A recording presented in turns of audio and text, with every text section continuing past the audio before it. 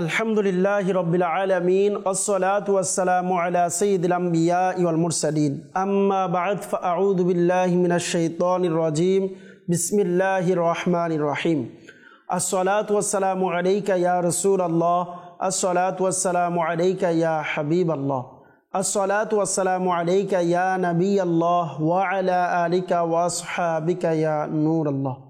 মাদানী চ্যানেলের দর্শকবৃন্দ, মৃত্যুসজ্জায় বুজুর্গানে দিনের উপদেশ অনুষ্ঠান নিয়ে আরও একবার আপনাদের নিকট উপস্থিত হয়েছি। কাছে অথবা দূরে, দেশ কিংবা প্রবাসে সকলকে জানায় এই অনুষ্ঠানের পক্ষ থেকে আবারও সাদর আমন্ত্রিত শুভেচ্ছা, অভিনন্দন। দর্শকবৃন্দ, আমরা এই অনুষ্ঠানে বুজুর্গানে দিন রহিমাহুমুল্লাহ মুবিনদের একটি উপদেশের উপর আলোচনা করে থাকি। গত পর্বে আমরা হযরত ইব্রাহিম রহমতুল্লাহ তাআলা আলাইহি এর একটি উপদেশ আত্মশুদ্ধির ব্যাপারে শুনেছিলাম এবং আত্মশুদ্ধির ব্যাপারে কোরআন এবং হাদিসের আলোকে আমরা কিছু আলোচনা শ্রবণ করার সৌভাগ্য অর্জন করেছি। আসুন আজকেও আমরা ইনশাআল্লাহ কারীম একজন বুজুর্গর, একজন খুবই সৌভাগ্যবান ব্যক্তির আলোচনা, আমরা তার একটি উপদেশ থেকে আলোচনার দিকে যাওয়ার চেষ্টা করব। আজকে আমরা ইমাম জাফর সাদিক রহমতুল্লাহি তাআলা আলাইহি এর একটি উপদেশ নিয়ে আমরা আলোচনা করব, যা খুবই গুরুত্বপূর্ণ।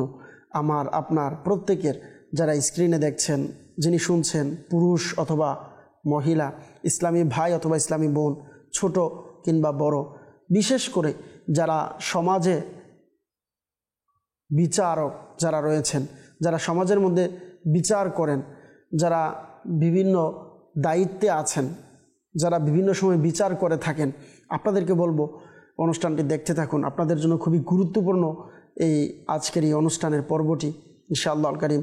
আজকে বিচার সম্পর্কে আমরা, ন্যায় বিচার এবং যারা ন্যায় বিচার থেকে দূরে আছে তাদের কি শাস্তি রয়েছে, এর কি ক্ষতি রয়েছে, ইনশাআল্লাহ আল কারীম কুরআন এবং হাদিসের আলোকে আমরা জানার চেষ্টা করব।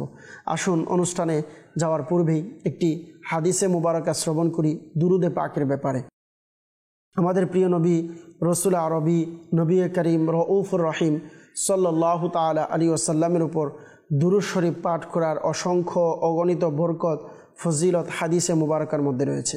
যেমন আল্লাহ রসুল সাল্লাল্লাহু আলাইহি ওয়াসাল্লাম হাদিসে মুবারাকায় ইরশাদ করেছেন, জাইয়িনু মাজালিসাকুম বিসসালাতি আলাইয়া ফাইন্না সলাতাকুম আলাইয়া নূরুল লাকুম ইয়াউমাল কিয়ামাহ আও কামা ক্বালা রাসূলুল্লাহ সাল্লাল্লাহু আলাইহি ওয়াসাল্লাম।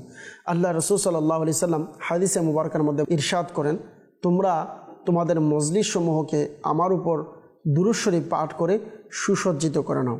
নিশ্চয় তোমাদের দুরুদে পাক পাঠ করা কাল কিয়ামতের দিন তোমাদের জন্য নূর হবে। সুবহানাল্লাহ। দর্শক, আসুন আমরা নিয়ত করি ইনশাআল্লাহ কারীম দুরূদ শরীফ পাঠের নিয়ত করার সাথে সাথে আমরা নিয়ত রাখি, বিশেষ করে যখনই সম্ভব হয়, আমি সময় পেয়েছি তো দুরূদ শরীফ এর মাধ্যমে সময়টা অতিবাহিত করব। কেননা শায়ের খুবই সুন্দর বলেন, হার দর্দ কি দাওয়া है सल्ले आला मोहम्मद, तावीज़े हर बला है सल्ले आला मोहम्मद। सुबहानाल्लाह।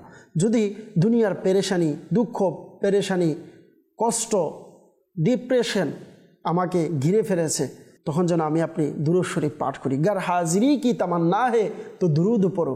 যদি আমি আপনি চাই নবীর রওজায় যেতে, কারই মন চায় না যে আমি নবীর রওজায় যাব, মদিনায় হাজিরি দেব, এটা কেই চায় না। যারা আশিকে রসুল, মদিনার সবুজ গম্বুজ দেখলেই তাদের অন্তর নরম হয়ে যায়। অনেকের ঘরের মধ্যে মদিনা শরীফের ছবি, মদিনা শরীফের যেই চিহ্ন, এটি অনেকের ঘরের মধ্যে রয়েছে। কারণ এই জন্য রয়েছে, সে মদিনাকে ভালোবাসে, সে মহাব্বত করে, তার সম্পর্ক মদিনার সাথে। তো প্রত্যেকেরই আশা আমি আপনি যেন নবীর দরবারে উপস্থিত হতে পারি। আল্লাহ পাক আমাদের সকলকে অধিক হারে দুরূদ শরীফ পাঠ করার তৌফিক দান করুক। আমিন বিজাহিন নবীল আমিন সাল্লাল্লাহু তাআলা আলাইহি ওয়াসাল্লাম। সাল্লু আলাল হাবিব সাল্লাল্লাহু তাআলা আলা মুহাম্মদ সাল্লাল্লাহু তাআলা আলাইহি ওয়াসাল্লাম। আসুন ইমাম জাফর সাদিক রহমতুল্লাহ তাআলা আলাইহি এর একটি উপদেশ আমরা শ্রবণ করি। ইমাম জাফর সাদিক রহমতুল্লাহ তাআলা আলাইহি এর একটি উপদেশ হলো, ছোটদের সঙ্গে সন্তানের নেই, বড়দের সঙ্গে পিতার নেই এবং সমবয়স্কদের সঙ্গে ভাইয়ের নেই। আচরণ করার নামই নেই বিচার। সুবহানাল্লাহ, আল্লাহু আকবার।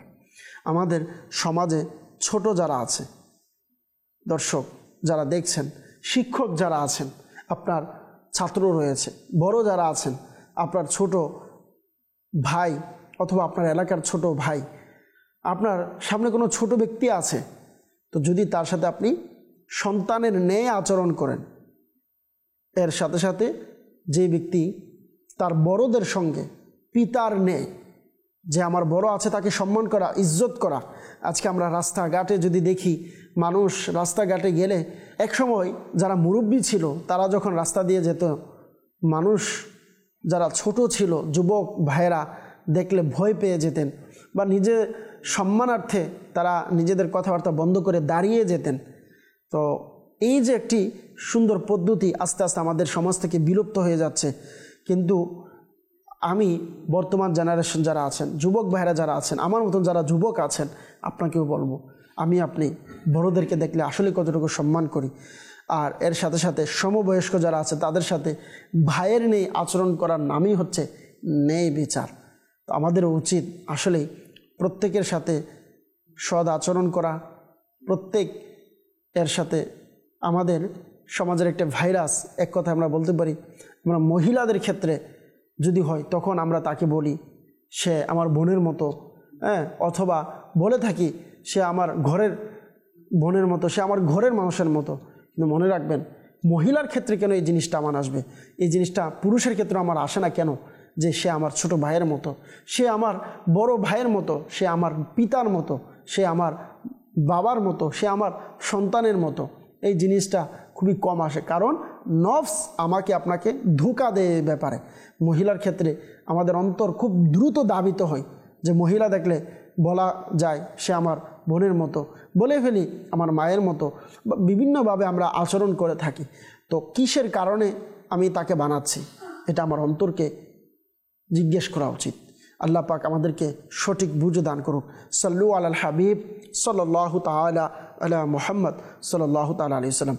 এই যে আজকে আমরা হাদিসে মুবারাকায় শুনেছি ন্যায় বিচার সম্পর্কে, আসলে ন্যায় বিচার বর্তমান সময়ে খুবই কম সংখ্যক বিচারক রয়েছেন যারা ন্যায় বিচারের কথা চিন্তা করেন, যে আমি ন্যায় বিচার করব বা আমি প্রত্যেকটা বিচার করব তো কারোর দিকে তাকাবো না, সে কোন জায়গা, সে আমার সাথে তার সম্পর্ক কি, বা সে কোন পার্টি করে, আমি যে পার্টিতে আছি সেই পার্টির কিনা, আমি যে দলের আছি সেই দলের লোক কিনা। সেই জিনিসগুলো চিন্তা ভাবনা করে যারা করে, মনে রাখবেন এটা কোনোদিন ন্যায় বিচার হতে পারে না, সে কোনোদিন ন্যায় বিচারক হতে পারবে না। আর যতদিন পর্যন্ত এই বিষয়গুলো আমাদের সমাজ থেকে যাবে না, সে অমুকের সন্তান, সে অমুকের সাথে সম্পর্ক রিলেটিভ, সে অমুক দল করে, অমুক দলের মানুষ, সে আমার সাথে, আমি তাকে বিচার করতে গেলে আমার ক্ষতি করবে, এমন যে বিষয়গুলো যতক্ষণ পর্যন্ত আমাদের মাথা থেকে যাবে না ততক্ষণ পর্যন্ত সমাজে ন্যায় বিচার প্রতিষ্ঠা করা আমাদের সম্ভব না। মনে রাখবেন, ন্যায় বিচার, ন্যায় বিচারক হওয়া এটা খুবই গুরুত্বপূর্ণ একটি গুণ আল্লাহ পাক যাকে নসিব করেছে। মনে রাখবেন, ন্যায় বিচারক এটা আমার আল্লাহ তাআলা, ন্যায় বিচারক আমার আল্লাহ তাআলার অনেক বড় একটি গুণ। তো আপনি যেই খুদার, যেই মাওলার বান্দা, আপনার কাছে যদি সেই মাওলার একটি গুণের, একটি হাজার রহমতের একটি ফোঁটা আপনার নসিব হয়ে যায়, আপনার জন্য ন্যায় বিচার হওয়াটা কঠিন কোনো বিষয় নয়। আল্লাহর কাছে মনে রাখবেন দোয়াও করতে হবে, আল্লাহ তুমি আমাকে বিচারক বানিয়েছো, ন্যায় বিচারক বানিয়ে দাও। আল্লাহ তুমি আমাকে সমাজের দায়িত্ব দিয়েছো, মৌলা ন্যায়ের সাথে যেন আমি প্রত্যেকটা কাজ করতে পারি, বিচার করতে পারি, আল্লাহ তৌফিক দাও। আমরা যারা বিচার করি বর্তমান সময়ে বসি, প্রায় সময় দেখা যায় কারো টাকা কম, কারো শক্তি কম, সে দুর্বল ব্যক্তি, তখন আমরা তাকে কথা বলার সুযোগ কম দেয়, তার দোষ না থাকার পরেও তার উপর দোষ চাপিয়ে দেয়, তার উপর জরিমানা করি, কারণ সে দুর্বল, তাকে আমি যাই করব সে এটা মেনে নেবে। কিন্তু যার শক্তি বেশি, যার কথার আওয়াজ বেশি, যার শরীরে জোর বেশি, যার টাকা বেশি, তার কথা শোনার জন্য আমরা প্রস্তুত। অনেক বিচারক আছে, তাকে বলার সুযোগ দেই, সে যা বলে তা বিশ্বাসও করি, তার কথাগুলোকে রদ করবে এটারও সুযোগ আমরা প্রায় সময় দিই না, এবং তার পক্ষে বিচারের রায় আমরা দিই। এরকম বদ অভ্যাস যাদের আছে আপনাদেরকে বলবো, আল্লাহর ওয়াস্তে এই কাজগুলো থেকে নিজেকে বিরত রাখুন। যদি না পারেন আল্লাহর কাছে দোয়া করেন, আল্লাহ আমাকে এই পথ থেকে সরিয়ে দাও, নিজেও চেষ্টা করেন। কেননা ন্যায় বিচার, যেটাকে আদালত বলা হয়, যে ন্যায় বিচারক রয়েছে, এটি ইসলামিক শাসনের একটি মৌলিক মূল নীতি, এবং এটি কোরআন ও হাদিসের অত্যন্ত গুরুত্ব সহকারে এর ব্যাপারে আলোচনা করা হয়েছে। ইসলামে সবার মধ্যে ন্যায় বিচার প্রতিষ্ঠা করতে চায় এবং মুসলমানদের প্রতি নির্দেশ দেয় যে তারা যেন সব সময় ন্যায় বিচার অনুসরণ করে এবং অন্যদের প্রতি সৎ, নিরপেক্ষ এবং সুবিচার প্রদর্শন করে। আসুন কিছু কোরআন এবং হাদিসের আলোকে আমরা ন্যায় বিচার সম্পর্কে আমরা শুনি। ন্যায় বিচারের প্রতি নির্দেশ দিয়ে আল্লাহ পাক রব্বুল আলামিন সূরা মাইদার 8 নং আয়াতে মোবারকায় ইরশাদ করেন, ইয়া আইয়ুহাল্লাযীনা আমানু কুনু কওয়ামিনা লিল্লাহি শুহাদাআ বিল কিসত, অর্থাৎ হে ঈমানদাররা, কুনু কওয়ামিনা লিল্লাহি শুহাদাআ বিল কিসত, আল্লাহর জন্য সুবিচার প্রতিষ্ঠা করার জন্য সাক্ষী হও। ওয়ালা ইয়াজরিমান্নাকুম শানাআনু কওমিন আলা আল্লা তা'দিলু, এবং কোনো সম্প্রদায়ের প্রতি শত্রুতার কারণে যেন তোমরা ন্যায় বিচার থেকে বিচ্যুত না হও। ই'দিলু হুয়া আকরাবু লিত্তাকওয়া, আল্লাহু আকবার, এটি তাকওয়ার প্রতি সবচেয়ে কাছাকাছি। ওয়াত্তাকুল্লাহ, আল্লাহর প্রতি ভয় করো। ইন্নাল্লাহা খবীরুম বিমা তা'মালুন, নিশ্চয়ই আল্লাহ তোমাদের যা কিছু আছে তা নিয়ে অবহিত। এই যে কোরআনুল কারীমের আয়াতে মোবারকা, আল্লাহ পাক রব্বুল আলামিন বললেন, ওয়ালা ইয়াজরিমান্নাকুম শানাআনু কওমিন আলা আল্লা তা'দিলু, হাই হাই হাই, যে তোমরা সম্প্রদায়ের প্রতি শত্রুতার কারণে যেন তোমরা ন্যায় বিচার থেকে বিচ্যুত না হও। আজকে আমরা কোরআনুল কারীমের এই আয়াতে মোবারকার সাথে যদি সমাজের দিকে তাকাই, তাহলে আমরা বুঝতে পারবো আল্লাহ পাক আমাদেরকে নির্দেশ দিয়েছেন সম্প্রদায়ের সাথে শত্রুতার কারণে যেন আমরা ন্যায় বিচার থেকে বিচ্যুত না হই। আজকে আমরা সেই কাজ করছি। আমার সাথে শত্রুতা আছে তার কোনো কারণে, কোনো ব্যক্তিকে আমার ভালো লাগছে না বিচার করার সময়, বিচারকের কাছে যদি পছন্দ না হয়, যার পছন্দ হচ্ছে না, যার আচার পছন্দ নয়, যার ব্যবহার পছন্দ নয়, যার সাথে তার সম্পর্ক ভালো নেই, তার পক্ষে রায় না দিয়ে যার সাথে তার সম্পর্ক ভালো, যার কাছ থেকে টাকা খেতে পারবে, যে তাকে কিছু দিতে পারবে, তার দিকে তাকিয়ে তার পক্ষে বিচারের রায় দিয়ে দেয়, মনে রাখবেন এটা আমার আপনার নির্দেশ নয়, এটা আল্লাহ পাকের নির্দেশ। আর যাদের প্রতি এমন জুলুম করা হয়, আপনাদেরকে বলবো বাস আল্লাহ পাকের দিকে তাকিয়ে থাকেন, আল্লাহ পাকের জন্য আপনি ধৈর্য ধারণ করেন। আল্লাহ পাক রব্বুল আলামিন যে আল্লাহর নির্দেশকে অমান্য করবে, আল্লাহ পাক রব্বুল আলামিন বললেন, ইন্নাল্লাহা খবীরুম বিমা তা'মালুন, আল্লাহ পাক রব্বুল আলামিন ইরশাদ করলেন তোমরা যাই করো, খবীরুম বিমা তা'মালুন, প্রত্যেকটা বিষয় সম্পর্কে আল্লাহ পাক অবহিত রয়েছেন। তাহলে আমার আল্লাহ জানে যে বিচার করছেন, আপনি হয়তো আপনার বিচারের জোরে, আপনি বিচারক, আপনি আদালতের চেয়ারও বসেছেন, আপনি আপনার বিচারের রায় বলে দিচ্ছেন। মনে রাখবেন আপনার দুনিয়াবী শক্তি আপনাকে হয়তো কিছু করতে পারেনি, কিন্তু মনে রাখবেন আখিরাতের আপনার জন্য বেদনাদায়ক শাস্তি আছে। আল্লাহ পাক রব্বুল আলামিনের দ্বারা বাকি রয়ে গিয়েছে। আল্লাহ পাক রব্বুল আলামিন সুযোগ দেন, ছাড় দেন, কিন্তু ছেড়ে দেন না। মনে রাখবেন ইন্না বাতশা রব্বিকা লাশাদীদ, আল্লাহ পাক রব্বুল আলামিনের দ্বারা খুবই শক্ত দ্বারা হবে, এটা আপনার মনে রাখতে হবে। আল্লাহ পাক রব্বুল আলামিন আমাদের সকলকে সঠিকভাবে ন্যায় বিচার করার তৌফিক দান করুক। মহান আল্লাহ পাক রব্বুল আলামিন অপর জায়গায় ইরশাদ করেছেন, ইন্নাল্লাহা ইয়া'মুরুকুম আন তুআদ্দুল আমানাতি ইলা আহলিহা ওয়া ইযা হাকামতুম বাইনান নাসি আন তাহকুমু বিল আদলি ইন্নাল্লাহা নি'ম্মা ইয়া'iদুকুম বিহি ইন্নাল্লাহা কানা সামিআন বাসীরা। অর্থাৎ নিশ্চয় আল্লাহ তোমাদের নির্দেশ দেন যে তোমরা আমানত তার মালিকদের কাছে ফিরিয়ে দাও। এবং যখন মানুষের মধ্যে বিচার করবে, ও ইদা হাকামতুম বাইনান নাস, যখন মানুষের বিচার করবে, মানুষদেরকে যখন বিচারের মধ্যে বসবে, তখন আন তাহকুমু বিল আদলি, ন্যায় বিচার প্রতিষ্ঠা করবে। আল্লাহ পাক রব্বুল আলামিন বললেন আন তাহকুমু বিল আদল, ন্যায় বিচার প্রতিষ্ঠা করবে, যেটার মধ্যে কোনো স্বার্থ থাকবে না। ন্যায় বিচার যার মধ্যে কোনো স্বার্থ থাকবে না, যেখানে টাকার প্রশ্ন আসবে না। আমরা বর্তমান বিচারক যারা এক কাপ চায়ের কাছে বিক্রি হয়ে যায়, বর্তমান বিচারক যারা অল্প টাকার কাছে বিক্রি হয়, বর্তমানে বিচারক যারা অল্প কথার কারণে বিক্রি হয়ে যায়, বর্তমানে বিচারক যারা অল্প সম্মানের কারণে বিক্রি হয়ে যায়, বর্তমানে বিচারক যারা অল্প কিছুর লোভের কারণে, আমরা ক্ষমতার লোভের কারণে নিজেকে পল্টি মারি, যে যার পক্ষে বিচার দেওয়ার কথা তার পক্ষে না দিয়ে তার বিপক্ষে বিচার দেয়। সকালে এক বিচার, বিকালে আরেক বিচার, সকালে এক রায়, বিকালে আরেক রায়, কথা উল্টে যায়। কেন? মনে রাখবেন আন তাহকুমু বিল আদল, আল্লাহ তাআলা বলেছেন ও ইদা হাকামতুম বাইনান নাস, মানুষদের মাঝে বিচার করবে, মনে রাখবে তোমাকে অবশ্যই আন তাহকুমু বিল আদলি, ন্যায় বিচার করতে হবে। এটি আল্লাহ পাক রব্বুল আলামিন কোরআনুল কারীমের মধ্যে ইরশাদ করেন। আবার এটাও বলেছেন ইন্নাল্লাহা নি'ম্মা ইয়াইদুকুম বি, নিশ্চয় আল্লাহ তোমাদের যা উপদেশ দেন তা অত্যন্ত উত্তম উপদেশ। সুবহানাল্লাহ। ইন্নাল্লাহা কানা সামিআন বাসীরা, আল্লাহ সর্বশ্রোতা সর্বদৃষ্টি সম্পন্ন। দর্শকবৃন্দ, এই যে দুটি আয়াতে মুবারক আমরা শ্রবণ করেছি, দেখেন উভয়টার মধ্যেই এর দিকে ইঙ্গিত দিচ্ছে যে আল্লাহ শুনে, আল্লাহ জানে, আল্লাহ ক্ষমতাশীল, আল্লাহ দেখছে, আল্লাহ মনের খবর জানে।